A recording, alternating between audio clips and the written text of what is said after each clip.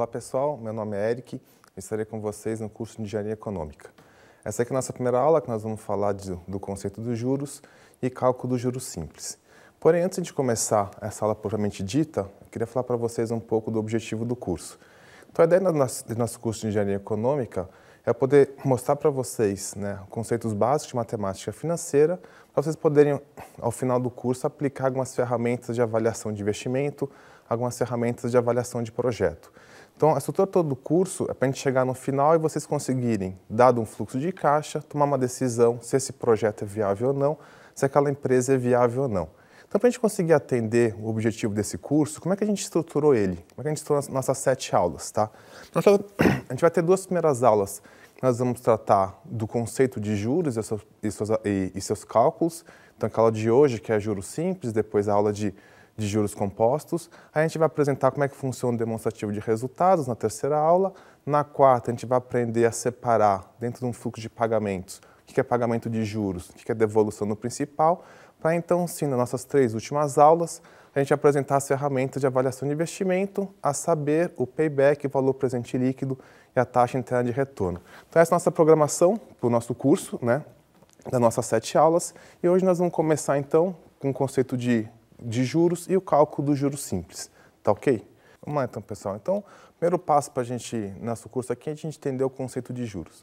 Para entender o conceito de juros, eu começo fazendo uma pergunta para vocês. Digamos que eu pedisse emprestado para você R$1.000 hoje, tá? E eu te prometesse devolver esses R$1.000 daqui a um mês, ou esses R$1.000 daqui a um ano, ou esses mesmos R$1.000 quando você acabar a sua graduação. Você aceitaria me emprestar esses R$1.000 hoje para eu te devolver esses mesmos R$1.000 daqui a esse período, daqui a um ano, ou daqui ao término da sua graduação? Provavelmente a sua resposta foi não, Você não ia me emprestar R$1.000 hoje para receber o mesmo valor daqui a um ano, daqui a 2 anos, ou ao final da sua graduação. E por que você não aceitaria isso, Por que você não aceitaria me emprestar esses R$1.000 hoje e me devolver esse mesmo valor daqui a um período? Porque o dinheiro, no tempo, ele tem valor, tá? Então, quando você me emprestar esses R$1.000, o que você vai ponderar? Bom, será que ao final desse período que a gente acordar, seja esse período um ano, por exemplo, eu vou te devolver esse dinheiro? Será que você vai me encontrar para eu te devolver? Será que eu vou ter dinheiro para devolver para você?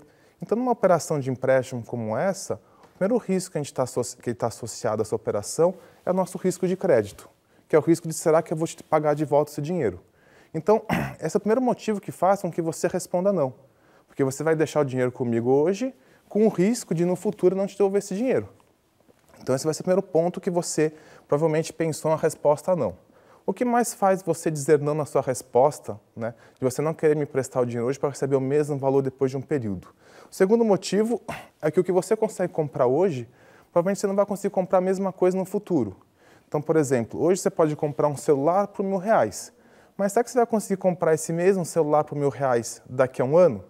Provavelmente não. Provavelmente daqui a um ano, quando você quiser comprar esse mesmo equipamento, pela perda de valor do dinheiro no tempo, ou seja, por custo da inflação, esse equipamento vai estar mais caro daqui a um período. Então, o que você conseguiria comprar hoje, eventualmente daqui a 12 meses você não consegue comprar essa mesma coisa com o mesmo dinheiro. Você vai precisar colocar mais dinheiro em cima para conseguir comprar o que você queria. Então, esse é mais um motivo que você não me prestaria um dinheiro hoje para receber a mesma quantia depois no futuro. O que mais faria com que você dissesse não àquela minha pergunta inicial? O que você pode fazer com esse dinheiro, que é o seu custo de oportunidade? Então, esses R$1.000 hoje que você me emprestou, com esses R$1.000 você deixou de fazer uma viagem, por exemplo. Você deixou de passear, você deixou de comprar alguma coisa que vai te dar prazer. Então, quando você me empresta R$1.000 hoje, você fica sem esse dinheiro, você deixou de usar esse dinheiro para alguma coisa. Você perdeu uma oportunidade de uso. Então, ao ficar sem esse dinheiro, você vai ter o custo de oportunidade do seu dinheiro. Se você queria viajar, essa viagem você vai ter que adiar por um ano, porque você me emprestou esse dinheiro agora e você não vai ter ele para viajar. Então, ao ficar sem dinheiro hoje e querer receber no futuro, você está implicitamente deixando de fazer alguma coisa. Isso que você deixa de fazer é o que a gente chama de custo de oportunidade. E por fim, o último motivo que faz com que você não queira receber o mesmo valor no futuro do que eu te emprestei hoje é o uso financeiro que você pode dar por dinheiro. Você pode pegar esse dinheiro e aplicar, por exemplo, na poupança, ou aplicar num título público. Então, colocando esse dinheiro hoje, daqui a um ano você vai ter esse dinheiro remunerado, tá? Então, aqui eu listei para vocês 4 motivos que fazem com que, ao te pedir um dinheiro emprestado hoje, quando eu for te devolver, eu vou ter que devolver esse dinheiro com mais alguma coisa. Essa mais alguma coisa tem que cobrir o quê? O risco do crédito, tem que cobrir o quê? O custo da inflação, tem que cobrir o custo de oportunidade e as suas oportunidades de remuneração. Então, quando a gente está aprendendo, né, valor de dinheiro no tempo, quando a gente quiser aplicar uma ferramenta de avaliação de investimento, né, a regra principal que a gente tem é o quê? Você nunca pode somar dinheiro em datas diferentes. Tá? O dinheiro tem valor diferente no tempo. R$1.000 hoje é diferente de R$1.000 amanhã. Então, quando a gente estiver fazendo a avaliação de uma empresa, fazendo a avaliação de um projeto, essa é a regra principal. Eu nunca posso somar dinheiro em datas diferentes, porque dinheiro tem valor no tempo. R$1.000 hoje é diferente de R$1.000 daqui a um ano, pelos motivos que a gente acabou de ver. Então, o conceito todo que a gente vai aplicar aqui em matemática financeira vai ser de valorar o dinheiro no tempo, porque o dinheiro vai ter valor diferente ao longo do tempo. E essa valoração do dinheiro ao longo do tempo vai ser o princípio básico para a gente aplicar as ferramentas de avaliação de investimento. Uma outra pergunta que eu faço para vocês, parecida com a anterior, que tem a ver com o valor do dinheiro no tempo. Quando você vai lá na loja fazer uma compra, tá? E aí que você chega no caixa, a pessoa do caixa pega e te dá a opção. Você quer passar o cartão no crédito ou no débito? Qual que é a diferença para você? O débito, o dinheiro vai sair hoje da sua conta. O crédito, você vai pagar numa data futura. Pode ser daqui a uma semana, pode ser daqui a 30 dias, ou eventualmente até 40 dias.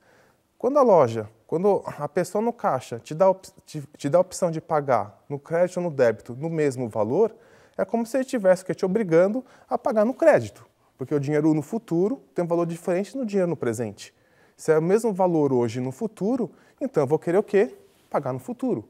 Você vai querer o quê? Colocar no crédito, porque o dinheiro tem valor diferente no tempo. Tá? Então esse é o princípio que a gente está trabalhando nessa aula, que o dinheiro no futuro tem um valor diferente de um dinheiro no presente. Tá?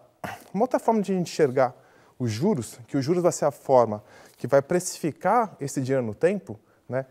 Do que a gente colocou no slide anterior de o risco do crédito, o custo da inflação, o custo da oportunidade, e essas oportunidades de investimento, ou seja, esse valor de dinheiro no tempo, ele vai ser precificado pelo quê? Pelos juros.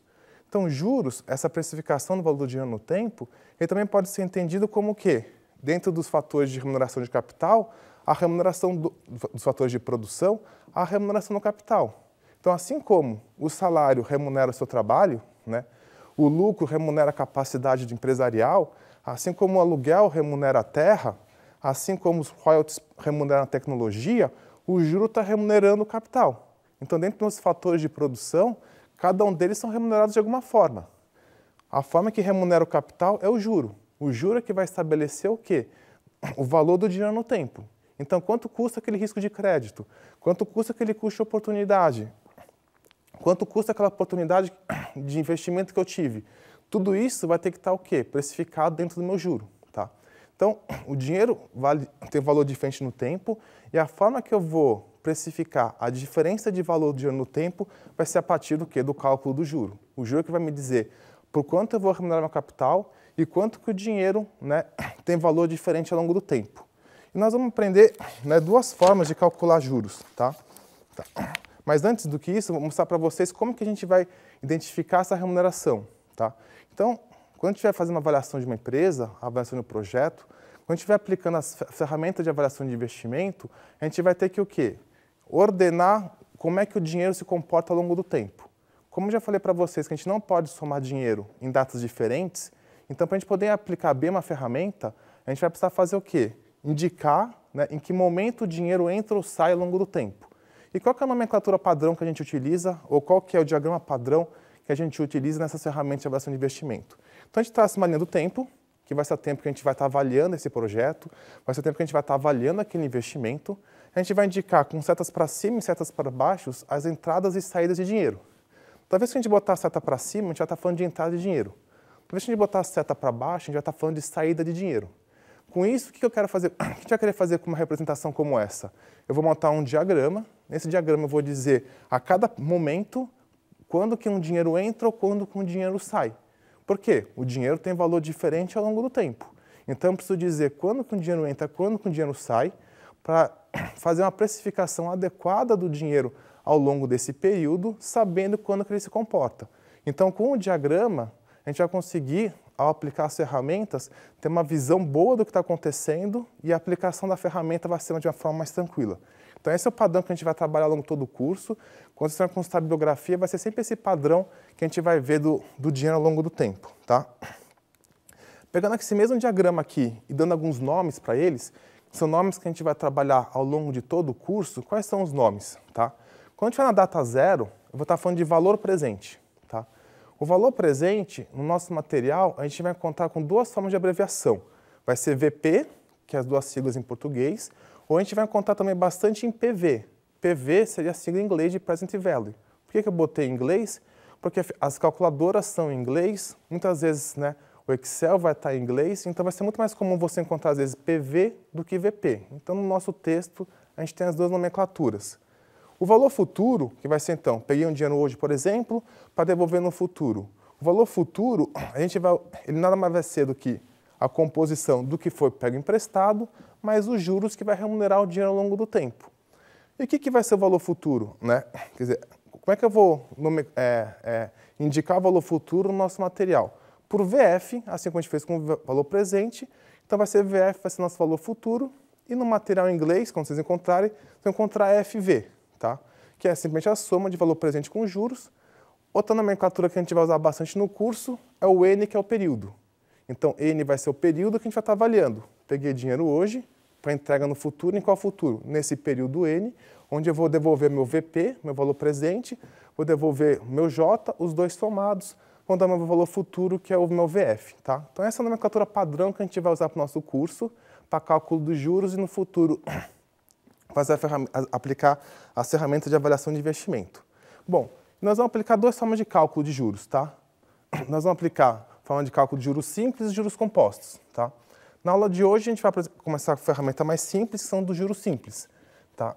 E na próxima aula, nós vamos ver como é que se aplica a ferramenta de juros compostos. Bom, juros simples, como o próprio nome diz, né, é um cálculo bastante simples, é uma forma que a gente fala de cálculo de juros linear. Por quê? Porque a taxa de juros incide sempre sobre o valor presente. A taxa de juros incide sempre sobre o valor que você pegou emprestado.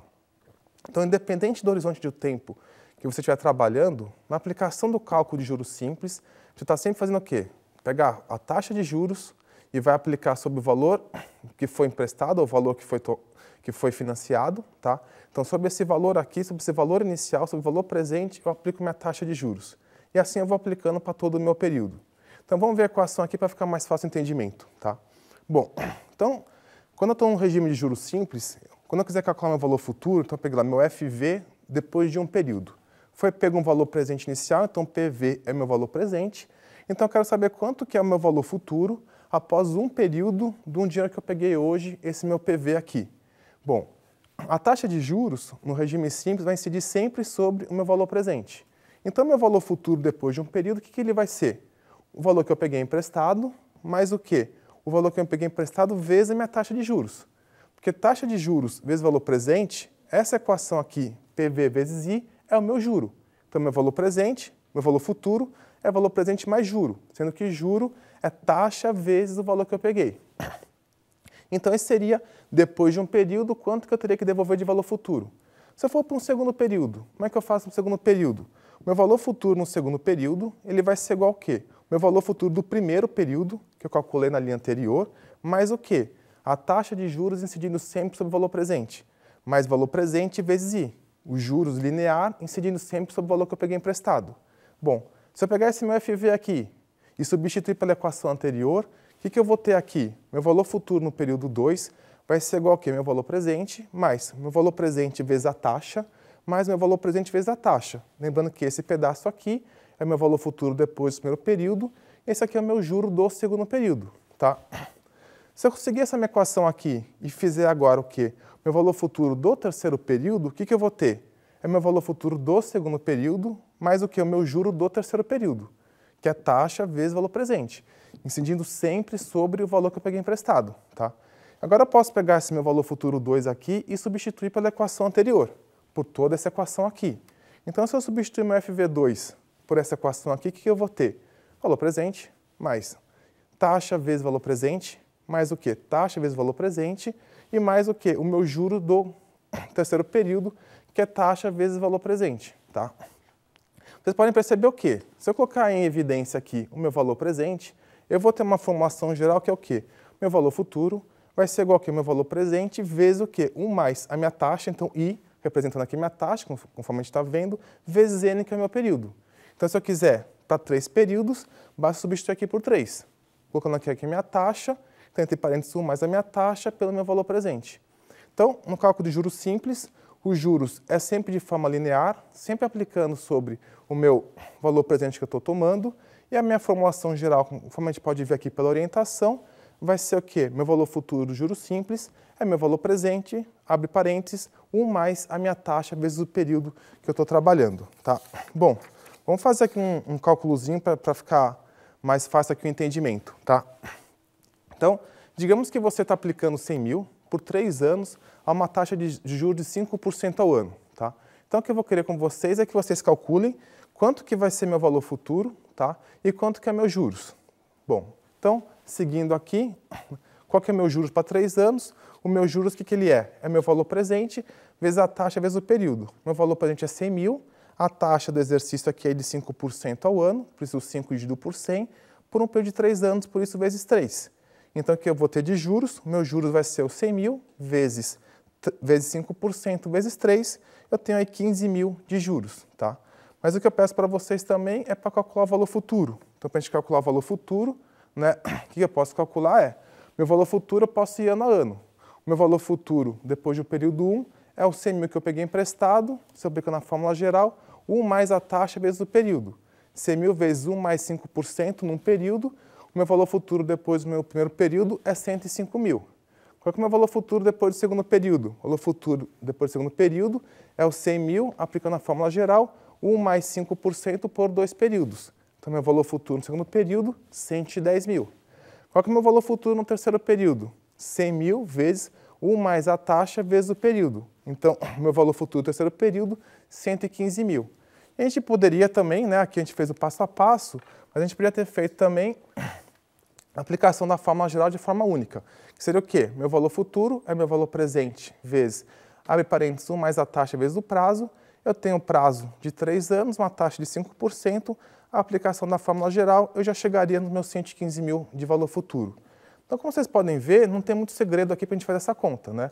É uma conta bastante simples, dado um valor inicial que eu estou tomando, eu tenho que aplicar de forma geral o meu cálculo de taxa de juros. Qual que é a única preocupação que você tem que ter quando faz um cálculo de juros simples, tá? A preocupação que você deve ter é o quê? Quando você estiver aplicando a taxa e o período, eles têm que estar na mesma base. O que eu quero dizer com isso? Tá? Que se eu tiver a taxa em ano, o período tem que estar em ano. Se eu tiver essa taxa em mês, o seu período tem que estar em mês. Tá? O maior erro que as pessoas cometem é, dada a simplicidade da fórmula, é você estar tão confiante na fórmula que você tem uma taxa em mês e aplica em ano, em período anual. Ou você tem uma taxa em ano, aplica período em mês. Então, o cuidado deve ser tomado quando você faz um cálculo de juros simples, é que tanto a taxa de juros como o período que você está aplicando na fórmula estejam na mesma base. Tá? Mas o que acontece se eu tiver a taxa numa base e o período em outra base? Bom, se você tiver a taxa numa base e o período em outra base, o que você deve fazer é fazer uma equivalência de taxas. Tá? Então, você vai ter que o quê? Transformar, por exemplo, se você tem uma taxa de juros ao ano e o período é um mês, vamos transformar essa taxa ao mês. Se você tem uma taxa, né, ao mês e um período ao ano, vamos transformar essa taxa ao ano. Então, o que a gente vai ver agora, para finalizar a nossa aula, é como é que a gente faz essa transformação de taxas de juros para períodos diferentes, tá? Quer dizer, para formas de períodos de apuração diferentes. Se estou numa apuração mensal, eu passo para anual ou vice-versa. Como é que a gente chega nisso? Tá? O princípio básico é o quê? Se eu fizer a conta numa base mensal ou se eu fizer uma conta numa base anual, o meu valor futuro não pode mudar. Se eu fizer a minha conta valor futuro numa base mensal, eu tenho que chegar no mesmo valor futuro se eu fizer a minha conta numa base anual. Porque os juros é o mesmo, só a forma de expressar que está diferente. Então, para a gente fazer uma equivalência de taxa, o que eu preciso fazer? Eu vou calcular o valor futuro num regime, numa aplicação, e o valor futuro no outro regime, numa outra base de aplicação. Esses meus dois valores futuros, seja numa base mensal ou numa base anual, eu tenho que chegar no mesmo valor. Uma vez que eu chego no mesmo valor, eu posso dizer que aquelas taxas são equivalentes. Ou seja, que uma taxa calculada numa base mensal vai chegar no mesmo valor futuro que uma taxa calculada numa base anual. Então vamos fazer aqui um exercício para ficar mais claro esse entendimento, tá? Então digamos que você tem uma taxa de juros simples de 9% ao ano, tá? E eu quero saber quanto que é essa mesma base aqui numa base mensal. Então, o que a gente acabou de ver é o seguinte, para eu poder ver 9% ao ano, quanto que é numa base mensal, eu vou ter que fazer minha equivalência. Como é que funciona a equivalência? Para passar mensal para anual, é o quê? Quando eu faço o cálculo do valor futuro numa base mensal, eu tenho que chegar no mesmo valor futuro quando eu faço o cálculo numa base anual. Quando esses dois valores são iguais, significa que as taxas são equivalentes. O que o meu exercício me propôs? Eu tenho 9% ao ano. Eu quero passar para o mensal. Então, quando eu fizer o cálculo no mensal, eu tenho que chegar no mesmo valor futuro que no cálculo anual. Então, vamos lá, como é que a gente vai aplicar essa equação? Então, meu valor futuro no cálculo mensal, como é que vai ser? É valor presente vezes 1 mais a minha taxa mensal vezes meu período em meses. Eu tenho que chegar no mesmo valor futuro calculando de forma anual, que vai ser igual a quê? Meu valor presente vezes o quê? 1 mais a minha taxa numa base anual vezes meu período numa base anual. Bom, agora basta substituir valores. Valor presente com valor presente eu posso cancelar na minha equação. Eu vou ter 1 mais a minha taxa mensal, para eu fazer em um ano, eu tenho 12 meses, que vai ser igual a 1 mais a minha taxa anual em um ano. Então, o prazo é o mesmo, 1 ano ou 12 meses. Então, para o mesmo prazo de valor futuro, eu tenho que chegar no mesmo valor de valor futuro, só que minhas taxas são diferentes e eu tenho que achar essa equivalência entre o que uma taxa anual é equivalente a uma taxa mensal. Então, aqui agora é só resolver essa equação, né? 12 vezes a minha taxa mensal mais 1 é igual a 1 vez a minha taxa anual mais 1. 12 vezes minha taxa mensal vai ser igual, então, 1 vez a minha taxa anual. Só passar dividindo, eu vou ter que a minha taxa mensal é minha taxa anual dividido por 12. Aplicando o número do meu exercício, sendo minha taxa anual de 9% ao ano, se eu dividir por 12, eu chego numa taxa mensal de 0,75 ao mês, tá? Então, num caso como esse, se eu tenho um prazo em meses e uma taxa ao ano, para a gente poder fazer a equação sem nenhum erro, o que a gente vai fazer é transformar, então, minha taxa de um período para o outro, são taxas equivalentes que vão chegar no mesmo valor futuro. Tá ok, gente? Então, com isso, a gente chega, né, ao final da nossa primeira aula, tá? Eu peço que vocês respondam, façam os exercícios propostos e façam a leitura complementar. Muito obrigado e por hoje é só.